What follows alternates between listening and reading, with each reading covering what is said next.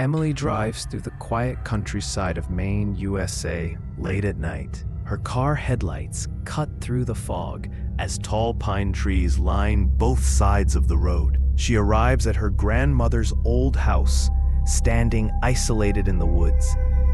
Emily steps out of her car, suitcase in hand, and looks nervously at the dark house. A wind howls through the trees as the front porch creaks under her steps. Emily unlocks the front door with an old key, the rusty lock clicking loudly. Inside, the house smells of dust and old wood, with sheets covering the furniture. She places her suitcase on the table and looks around the eerie silence. A family photo frame on the wall catches her attention. Her grandmother smiling, but the photo is cracked.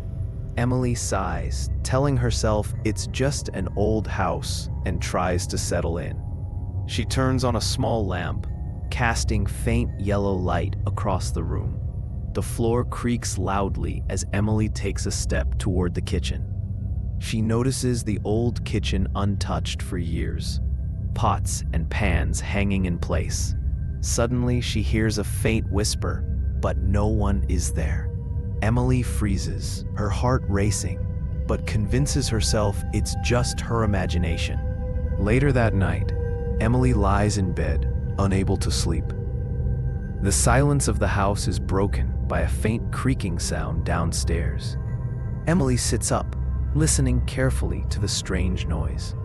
She grabs a flashlight from the bedside drawer. Emily slowly opens her bedroom door, peeking into the dark hallway. The hallway is long and narrow, lined with old portraits. One of the portraits seems to have a pair of eyes scratched out. A sudden thud echoes from the kitchen below. Emily grips her flashlight tighter and heads down the stairs. She enters the kitchen and finds the pan lying on the floor. Emily whispers nervously, "Hello? Is anyone there?" Suddenly, the kitchen light flickers once and goes out completely. Emily freezes as the sound of footsteps echoes from the living room. She points her flashlight toward the sound, but finds nothing there. Her heart pounds as she slowly backs away toward the stairs. The next morning, Emily finds muddy footprints near the basement door. She kneels down to examine them, realizing they are too large to be her own. Emily whispers nervously, "Someone was here last night." She grabs the basement key, hanging on a rusty hook nearby. The basement door creaks open, revealing stairs descending into darkness. She shines her flashlight down, dust floating in the air. With trembling hands, Emily takes her first step downstairs. At the bottom, she sees broken furniture and old storage boxes. A faint metallic clinking sound echoes from the far corner. Emily moves closer and discovers a chain bolted into the wall. Nearby, she notices a small wooden box covered in dust. She opens the box and finds a blood-stained diary inside. On the first page, in shaky handwriting, "Help me." Emily gasps, dropping the diary, her flashlight flickering. Suddenly, a loud thud echoes from upstairs, as if someone slammed a door. The next day, Emily drives to the local police station with the diary. Inside, she meets Officer Miller, a middle-aged cop with a serious face. Emily nervously hands him the blood-stained diary. Officer Miller frowns, immediately calling his supervisor. Soon, FBI agent Sarah Collins arrives at the station. Emily retells everything she heard and saw in the house. Agent Collins studies the diary carefully, her face growing grim. She says, "This matches a missing persons case from 1995. On the file is a photo of a young woman who disappeared near the same house." Emily realizes the diary belonged to that missing girl. Agent Collins decides to personally investigate the farmhouse with Emily. Outside, the FBI team loads evidence kits into their vehicle. Emily sits in the back seat, watching nervously as they drive toward the house. As they approach the farmhouse, the atmosphere grows tense. Agent Collins looks at Emily and says, "Stay close." Don't wander. FBI agents set up equipment around the farmhouse while Emily stands nearby. Agent Collins orders, "Secure the perimeter. No one in or out." Inside, the team begins searching the ground floor with flashlights. Emily hesitates but follows them into the dark hallway. They finally reach the basement door. Officer Miller unlocks it. The basement is darker than before, the air heavy with decay. The agents spread out, marking evidence and photographing chains. Emily notices something odd about the basement floorboards. An agent pries it open, revealing a hidden compartment. Inside is an evidence bag containing a bloody necklace. Emily gasps, whispering, "That's the same necklace from the missing girl's photo." Suddenly, the basement lights flicker, plunging everyone into momentary darkness. A loud thud echoes from behind the basement wall. Agents knock on the wall and discover it's hollow. Collins orders, "Break it down." The team prepares tools to smash through. FBI agents smash the basement wall open, revealing a hidden passage. Collins shines her flashlight into the narrow, eerie corridor. Emily whispers, "This wasn't on the house plans." The team cautiously steps inside, boots crunching on dirt. At the end, they find a rusty metal door with scratch marks. Collins signals her team, then pushes the door open with a loud creak. Inside is a hidden torture room with chains, broken furniture, and bloodstains.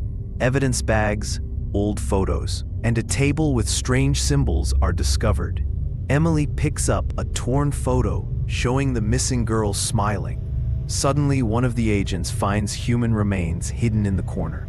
Emily screams, realizing the girl from the diary never escaped. Collins radios headquarters, reporting a serial case cover-up. The team photographs every corner while eerie whispers seem to echo. Emily notices fresh scratch marks, meaning someone was here recently. Collins turns to Emily and says, "This isn't just history, it's still happening." As the FBI team secures evidence, faint footsteps echo upstairs. Collins signals her team to stay silent. Everyone freezes. A sudden thud, as if something heavy fell upstairs. Two agents head up, weapons drawn, while Emily stays behind. Emily whispers nervously, "He's here. I can feel it." Upstairs, a masked man suddenly lunges at one of the agents. Gunfire erupts, echoing through the farmhouse. Emily screams. Collins drags Emily to safety, shouting, "Stay down."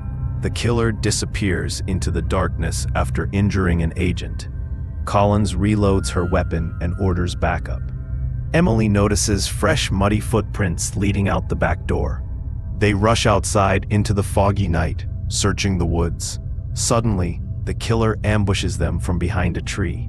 A brutal fight breaks out, Collins versus the masked killer. Finally, Collins shoots the killer, who collapses but whispers, "It's not over."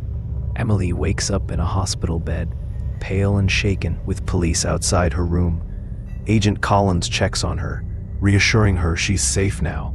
Emily whispers, "He said, it's not over." Doctors confirm the masked man is dead, but his identity doesn't match any known suspect. Collins studies the dead man's cracked mask. Inside it, there's another hidden symbol. FBI analysts connect the symbol to an old string of unsolved murders across different states. Collins realizes this man was not the original killer, but just one of many. Emily receives a mysterious envelope delivered to the hospital. Inside the envelope is a photo of her family home, taken just last night. Emily panics, realizing someone else is still watching her. Police rush to her family home, only to find it eerily empty. In the basement of her house, they find claw marks, just like in the farmhouse. Collins realizes the farmhouse killer was just a pawn. The real mastermind is still free. Emily looks out of her hospital window late at night and sees a figure standing in the parking lot. When police rush down to catch him, the figure is gone, leaving only muddy footprints. FBI analysts trace the occult symbol found in the mask to an old underground cult called the Crimson Circle. Collins learns the cult has been active in multiple states for over 30 years. Old police reports show witnesses describe masked figures performing rituals at night. Collins interviews a retired sheriff who once investigated similar killings in the 90s. Sheriff warns her, "These people don't stop. They're everywhere." FBI raids a suspected hideout in an abandoned church. Inside, they find fresh candles, bloody robes, and ritual tools. Hidden behind the altar, they find a tunnel leading underground. Underground, they discover dozens of missing persons' belongings. Emily, still in hospital, has nightmares of masked figures chanting her name. FBI discovers a ritual calendar. The next sacrifice date is only 3 days away. Collins fears Emily is the next target and tightens security around her. That night, security cameras capture a masked figure inside the hospital basement. FBI rushes to the basement, but the figure vanishes into the shadows. Collins realizes the cult has already infiltrated the hospital itself. Hospital at night. Storm raging outside. Lightning flashes across the windows. Emily senses something wrong. Machines flicker. Lights dim. Security guards at the main entrance see masked figures approaching through the rain. Suddenly, power goes out. Hospital plunges into darkness. FBI tactical team rushes to secure Emily's room. Cult members storm the ground floor, chanting eerily as they fight security. Collins guides Emily into a wheelchair, trying to evacuate her through a side exit. In the stairwell, a cult member ambushes them with a knife. Collins shoots the cultist, but more footsteps echo from below. Meanwhile, upstairs, cultists cut through security doors with axes. In the chaos, Emily has a vision. She sees masked faces surrounding her, whispering her name. FBI backup arrives. Heavily armed SWAT team storms the hospital. Gunfire erupts between cultists and FBI across hallways. Collins and Emily finally reach the rooftop, but masked figures are waiting. A mysterious leader in a golden mask appears, pointing at Emily. She is the chosen one. The FBI convoy stops outside the abandoned cathedral in the middle of a thunderstorm. Agents step out, their flashlights cutting through the rain. Agents push open the heavy wooden doors. Inside, the cathedral is silent except for the storm outside. Broken pews and shattered stained glass lie everywhere. One agent finds a strange symbol carved into the wall, a golden mask with cracks, glowing faintly. Suddenly, a tall shadow stretches across the cathedral floor. Agents freeze. Lightning flashes, revealing a tall figure in a cracked golden mask and flowing black cloak standing on the altar. The agents raise their guns, trembling as the cult leader steps forward calmly. From the shadows behind the columns, dozens of masked cultists emerge, holding bloodied knives. The cult leader raises his hands slowly. Thunder rumbles. The cultists prepare to attack. The cultists rush forward as agents fire their weapons. Blood splatters across the white stone floor. The last image is the cult leader's golden mask filling the frame as everything goes dark. The cathedral erupts with chaos. FBI agents fire in all directions as masked cultists charge with knives. The sound of gunfire mixes with thunder. Hand-to-hand combat breaks out. One agent is stabbed, while another smashes a cultist into a broken pew. The golden masked leader stands calmly on the altar, watching the slaughter unfold as if he controls it.